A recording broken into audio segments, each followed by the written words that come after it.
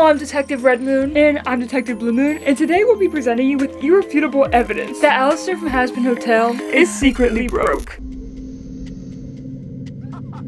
This is going to be very entertaining. Okay, so we're not going to deny that Alastor probably had money at some point. We know he was running a radio show, and we know, he was probably semi-famous. He could have possibly had sponsorships. And we know from this photo that he was most likely probably friends with Vox, and Vox wouldn't be friends with a broke person, or at least he would be friends with someone that didn't have anything to offer him. Exactly, and in episode 3, we can catch a glimpse into his room, and we see he has some pretty nice furniture that he could have possibly bought at some point. He's just been holding on to it. But we know the suspect was missing for 7 whole years. In this video, we're not going to get into what we think he was doing during those 7 years. Personally, that's none of our business. That's not what we're here for. But according to him, during those 7 years, he was on a vacation. Actually, he said he was on a sabbatical. Oh, I just took a well-earned sabbatical, nothing serious. Which means a paid period of leave. And we know that's a damn lie, because if he's self-employed with his radio show, how can he give himself a paid period of leave? That just sounds like a vacation and not a sabbatical. Like, does he have a sugar daddy or sugar mommy we don't know about? Like, maybe that's what his deal's about, you know? Who knows? Who knows? And there's also no evidence that he was out making money during those 7 years, but let's take what he said at face value. He says he went on a sabbatical, which would mean he got paid for those 7 years. But like we said, he's self-employed, so he's giving himself that money. So he's broken. He came back because he that sounds like a 7-year vacation. That sounds like a real bank account drainer. Yeah, like he was not wise with his spending. That's why he had to come back. Sounds like he ran out of money. We actually have evidence for this theory. What is the first thing we see Alastor do as soon as he comes back from his 7-year vacation? Well, sabbatical. In the pilot, he sees Charlie's commercial advertising her hotel and he goes, "Sheesh, a free room, count me in." Hey. Whatever means I can keep crashing here rent-free. So they all crash at the hotel rent-free, and that definitely includes Alastor. You know, maybe it is more convenient for him to live at the hotel because he works there, he's the facility manager, but I feel like he doesn't have to live at the hotel. No. I guess it makes it easier to like go to and from the hotel if you're living inside the hotel, like, but it's giving like he doesn't have a house to go home to. Like, maybe it was foreclosed on during his 7-year absence, like he wasn't paying the bills. Someone else moved in or the lights got turned out. I don't know. It's giving he's couch hopping. Yeah. Especially when you compare Alastor to Vox. Like, Vox lives in a whole ass skyscraper and he famously runs a business and has hundreds of employees and has business partners. Which makes Vox's beef with Alastor in episode 2 so much more funny because they're arguing about who's better, who's more relevant. Vox is running a whole ass empire and Alastor's just some guy in the outskirts of town crashing at a hotel. Like, it's giving us picking a fight with Jeff Bezos. Like, we're in different tax brackets. They are not the same. No. Interrupting with an argument. And maybe he's old money and he doesn't like to flex it. Maybe he's chill like Bill Gates. Okay, we hear you, but personally, I think if he had money, he'd be flaunting it because he's extremely egotistical. He is, and I feel like most Hazbin fans struggle with the concept of Alastor potentially being broke because he does a really good job at keeping up his appearance of being wealthy. Because again, he was potentially like wealthy in the past, so he has things from when he had money. Let's revisit Alastor's room for a second because it has some nice stuff in there. It has a desk, a bookshelf, and 2 chairs, and some pretty nice decorations. It's giving very classic old money, but again, if we compare him to Vox, it still isn't much. Once again, Vox has a whole like skyscraper with multiple floors, lots of furniture, and a computer room with multiple monitors. Alastor isn't giving that. Also, like, where is Alastor's radio show at? Besides threatening Vox on his radio show in episode 2, we don't see Alastor do anything with his radio show in the rest of season 1. It seems like he's solely focusing on working at the hotel, and he's not doing anything with his radio show. Like, he's not making extra money with sponsorships or nothing. Like, he's really not. And there's also no evidence that Charlie's paying him, Nifty, or Huss to work at the hotel at all. So he's not even making money doing his main job he's focusing on. No, like, and even in the pilot when Alastor summons Huss to the hotel, Alastor says he's doing some charity work and he took it upon himself to also like offer his services. Yeah, he says, I'm doing charity work, you're also doing charity work. So they're both presumably definitely not getting paid. My friend, I am doing some charity work, so I took it upon myself to volunteer your services. Do you think if Alastor went up to Charlie for pocket money, she would give him money? I mean, she's definitely rich, so I feel like she had no problem doing that. Like, yeah, but I don't think Alastor would have the guts to ask for money. Definitely not. His ego's too big. He would never. No, or is Charlie like a grandma where she's like, you need an extra 20 bucks, I got you. Like, I feel you're doing such a good job budget. Here's like 20 bucks. Yeah. Speaking of his radio show, let's take a look at his radio tower. His radio tower looks like it was slapped onto the side of the hotel with like Elmer's glue and maybe super glue. He took this thing off the side of the old hotel and slapped this decrepit thing on the side, and he put that neon sign there thinking it'd somehow make that look better, and it just doesn't. No. And he has to climb a ladder to get into his tower. Like, it's giving, he made it himself, it's giving treehouse, it's giving school project. And the inside of it looks like it's actively falling apart and decaying. There's literally plants growing out of the floorboards. It's giving there's black mold in this room. It's giving he doesn't have time or money to clean it up. Maybe he can't afford to fix it. No, hold on. Alastor's radio tower is supposed to look like a radio tower mixed with a deer stand. You know, deer stands that hunters go in to hunt deer, which would explain why it has windows in a room when most radio towers don't have rooms in them. And also it explains why he has to climb up into it with a ladder, because you have to climb up into deer stands with ladders. Plus, Alastor is from Louisiana, so he might just like that swampy aesthetic. Okay, alright, maybe that's true, but let's take a look at the other stuff he spawns into the hotel to make it look better. The first thing we see Alastor spawn into the hotel is the bar. It's cute, you know, he customized it a little bit, but it's simple, it's tiny, it's wooden, and he decided to slap some dead animals onto it. Like, why? Like, I could just picture him going out into the street and grabbing roadkill for decoration because he can't afford to go to the store and buy actual decorations for the hotel. He said roadkill will do. And Lucifer's reaction to the bar is totally valid. Oh, what in the unholy hell is that? Like, he said, ooh, what is the thing? It's nasty as hell. Like, he said, whose taxidermy collection is that? You could argue he was like appalled because he's an angel and he's like, a bar is sinning. But I feel like he's used to being in hell and he's probably used to bars. Like, that was totally reaction to the dead animals. Like, it's that nasty. Like, it's that gross. He said, who brought trash inside? Like, damn. What the fuck? But in the pilot, right after Alastor spawns in the bar, he spawns in cheap booze for Husk. Is that all he can afford? That's what it's giving. You can't tell me that Alastor continuously pays to restock the alcohol in the bar. Like, I feel like that's season. I feel like that's Charlie. It's all Charlie. Like Alastor said, I'll chip in on the first bottle and you got the rest. Yeah. And honestly, I would do the same thing because Charlie's so rich. I'm like, I'm not restocking this. You are. Like, Princess of Hell. Like, you got this. You got that, girl. Not me. We mentioned his job earlier, so let's talk about it. According to Charlie, Alastor is the hotel's facility manager. Alastor, our gracious facility manager. Which is true, Charlie is correct. By Google definition, a facility manager is a person who oversees all aspects of building functions and guarantees the safety and functionality of all facilities. Like, that's the most we see him do in the hotel. Like, that's what he does. He unclogs toilets, he fixes walls. That's kind of like fitting for his job description, right? But in episode 5, Alastor tells Lucifer he's the host of the hotel. I am the host of the hotel. Which by definition means a person who receives or entertains other people as guests. And he's not entertaining guests. Like, welcoming. He gets dragged into group activities and just sits there and watches. Like, he doesn't do anything. No, here he just stands off to the side and like judges you from afar. Like, that's not very host behavior. No, like he lurks in the shadows and judges you. Like, that's not. That's just straight up. He's straight up capping. Like, no. That's the farthest title from his job description. And then in that same episode during Hell's Greatest Dad, he calls himself a hotelier. Which means a person who runs or owns a hotel. First of all, he doesn't own a hotel. But let's keep going. If you stay at a hotel, you may never see the hotelier, who is responsible for hiring and managing staff and keeping things running smoothly. Okay, he does hire the staff forcefully against their will. Yeah. And he manages kind of. Like, I feel like it's like more Vaggie bossing him around. Like, Vaggie's kind of the hotelier. Yeah, like he doesn't like do things on his own free will unless he's told. Yeah, like he's not giving manager. Also, I think Lucifer owns the hotel, not him, and he's just straight up claiming to Lucifer that he owns the hotel. And this is Lucifer's hotel he's standing in, like the audacity. And in that same episode, he says that him and Charlie started the hotel together, which is straight up not true either. He's more like an investor to Charlie's idea, but he's broke, so he's like barely investing anything. No, like he's not investing money.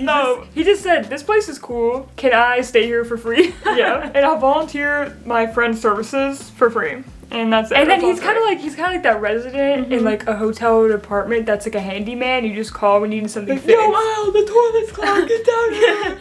He doesn't give like he actually works there, even though he has a job title. He's just living there. He just happens to know some handyman skills. Like, fuck, our wall's broken. Al, you gotta come fix our wall. Get him out of his room. Alastor.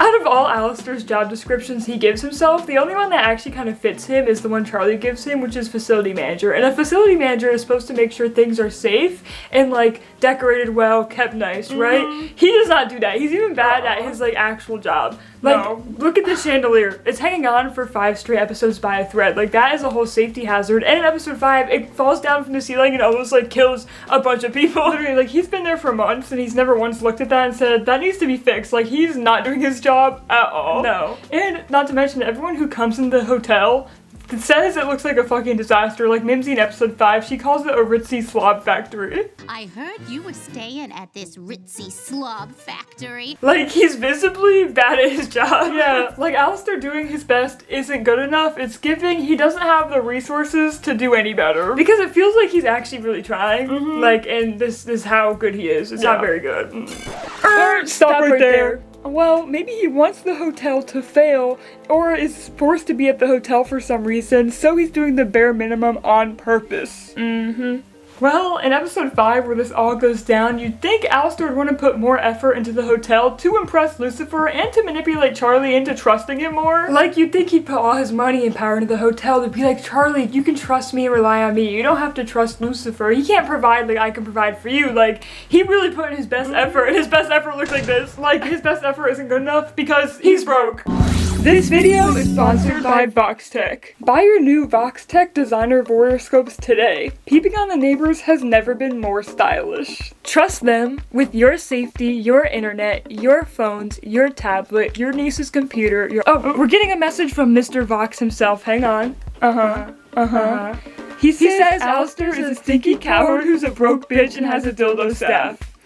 Back to the video. So let's talk about powers. So I think what you can spawn into hell with your powers somewhat equate to your net worth. So let's look at what Alastor spawns in versus what Lucifer spawns in. In episode 5, Lucifer spawns in caviar mountains, champagne fountains, and piles of money. And in the finale, he takes the hotel from looking like this to looking like this. Like, he can spawn in entire walls. And take Alastor, for example. When Alastor has to fix a wall, when Serpentius breaks a wall in the hotel in episode 2, he has to hire contractors to fix the wall. Like, he can't do it himself. And I say hire loosely because you can't tell me he pays them. He probably owns their soul or something. I don't even know if they're, like, sinners or not. They look like weird creature things. Like, maybe he just made them. Like, they're not even real people. No. He's like, you guys do it, not me. Like, he can't make whole new walls by himself. No. Also, we just wanted to briefly mention that Alastor walks everywhere. Like, in episode 7, we see him and Charlie walk to Campbelltown, and in episode 2 we see him walk himself to the tailors. Maybe he just likes walking, but also maybe he can't afford a car. He can't afford that card payment. He can't poof a car into existence.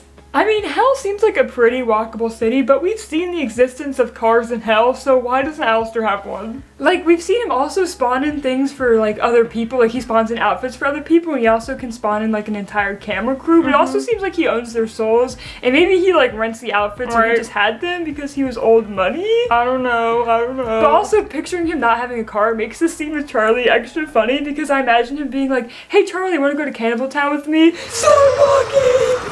And we know from the pilot she has a limo, and they just straight up walk to Campbelltown. Yeah. Maybe it's close by. I don't know. But no, because she gets Baggy's souvenir from Campbelltown, like, it's kind of far away. Like, they don't go there that often. That's true. I don't know. Incoming counter argument. Alastor has thousands of souls. The most valuable thing in hell. He ain't broke.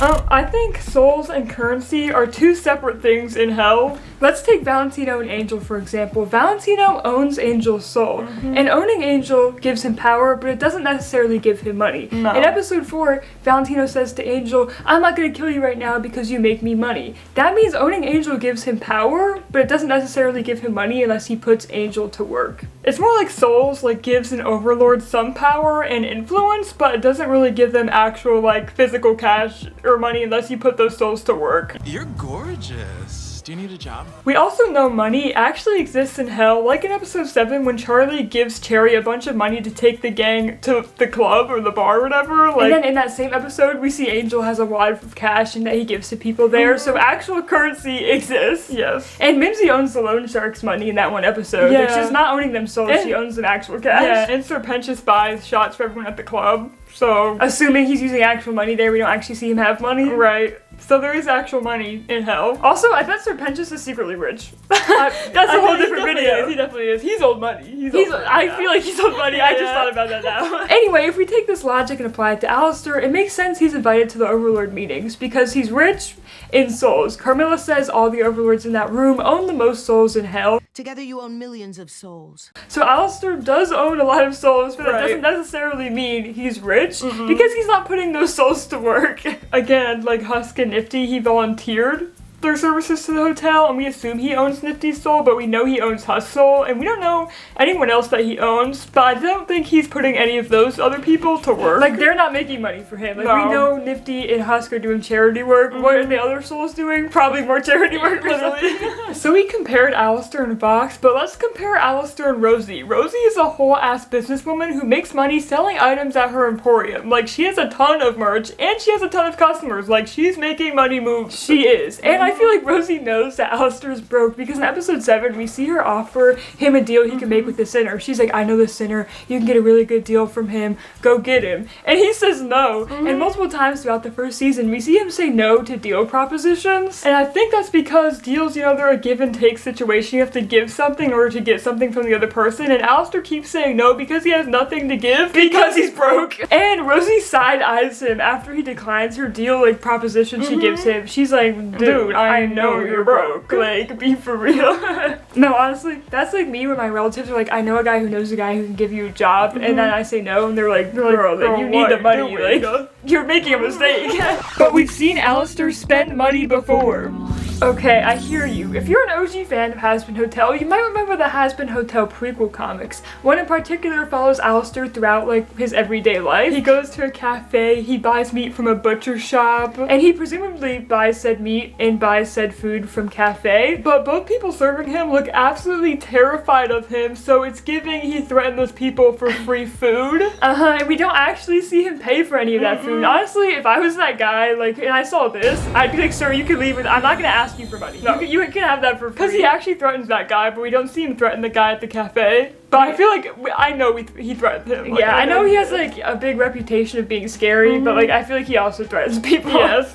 The only time we ever see him with money physically in his hand is in this panel where he's tipping a street performer like a quarter, a penny, a coin. What the fuck is that? So at least we know he has one coin to his name at least, but riddle me this. We don't actually know when this comic series like took place. This could have been before his 7-year absence, which I'm gonna argue that it is, because that would make sense. He had money at that point, so he had money to give that street performer. Now hang on a second. In episode 2, we see Alastor go to the tailor to get his coat fixed. Okay, but we never see him actually pay when he went to the tailor's. Like, he could have also threatened that guy like he did in the comics. Yeah, and also in Mimsy's flashback when she's talking about Alastor's past, we see this scene where Alastor takes a drink from a guy at a bar and just not pay for it. Why would they animate that? It's like they don't want us to see him spend any money, like, ever. And they also like take him out of the episode. They write him out of the episode where they go clubbing. Like, it's like he doesn't have any money to spend at that damn club. No, like not even. It feels so purposeful. You could argue, oh, he doesn't need money because he just threatens everybody for free stuff, so why is he gonna go out and get money when he could just scare everyone for free stuff?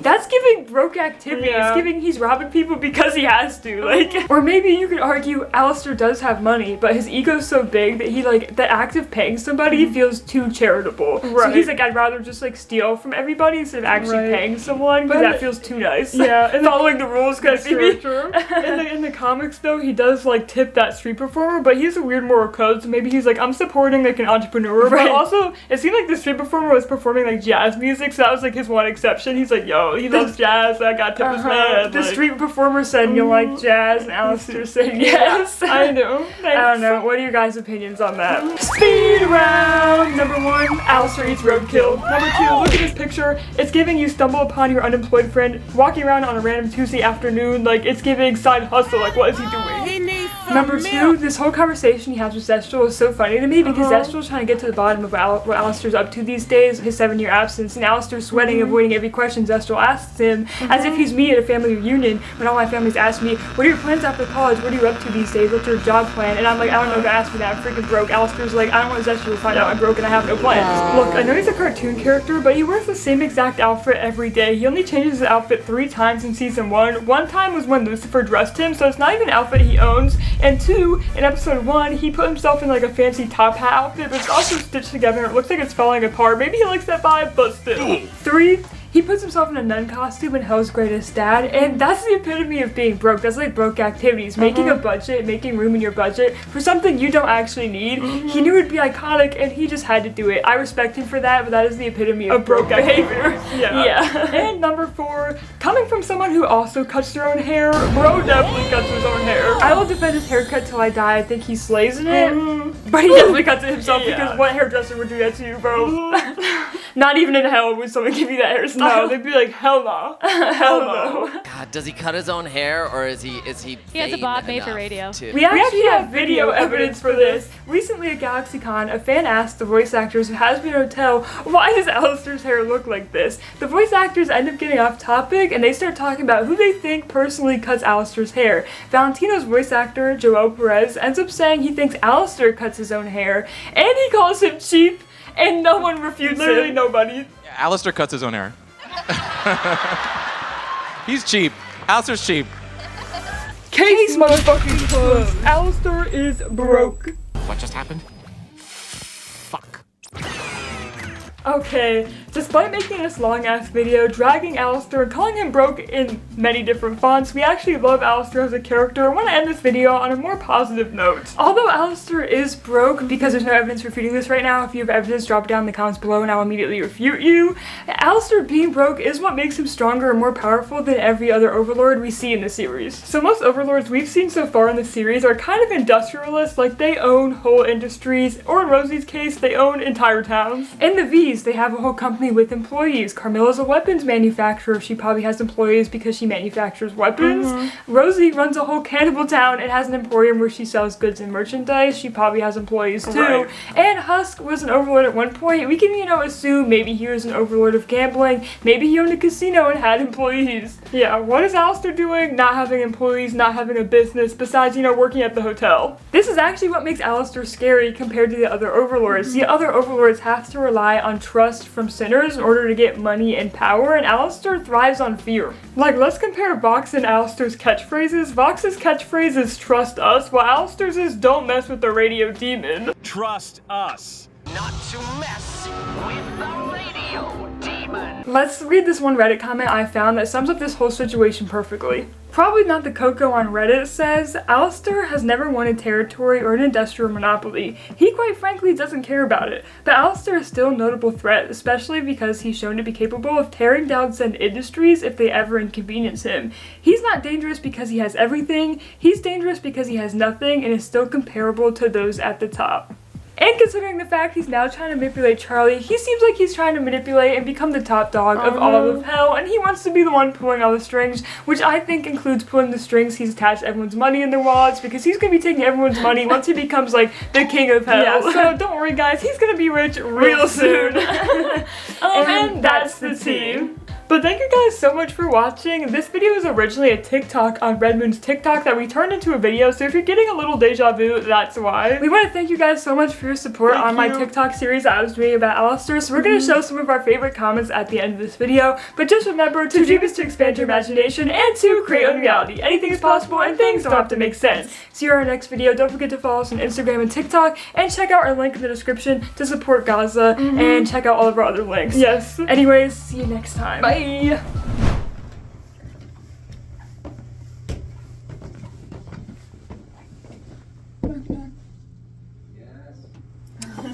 For no particular reason, do you have another pair of sunglasses that look like this? I have blue ones in my car, and I have the black ones are on my vanity. Go look at it. I shall look. Mission complete.